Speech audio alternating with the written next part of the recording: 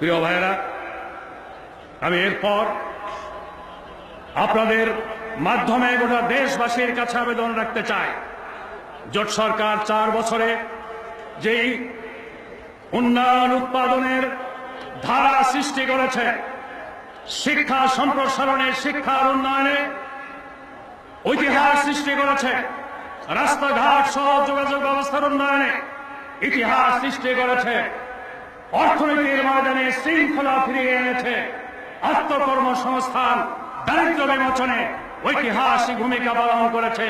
সরকারের এই উন্নয়নের ধারাবাহিকতা অব্যাহত রাখার জন্য সরকারেরও ধারাবাহিকতা রাখতে হবে। এই হোক আমাদের আজকের প্রতিজ্ঞা, মহাসাহসের প্রতিজ্ঞা। গোটা জাতিকে আরো অটুট ঐক্যবদ্ধ হতে হবে। জোটের ঐক্যকে জনগণের ঐক্যে পরিণত করে জোট সরকার বিরোধী, বাংলাদেশ বিরোধী চক্রান্তকারীদেরকে প্রবল জোয়ারে ভাসিয়ে নেওয়ার অভিব্যক্তি ব্যক্ত করে সবাইকে অভিনন্দন, সংগ্রামী অভিনন্দন এবং সালাম ও শুভেচ্ছা জানিয়ে আমার বক্তব্য শেষ করছি। আল্লাহ হাফেজ। বাংলাদেশ জিন্দাবাদ।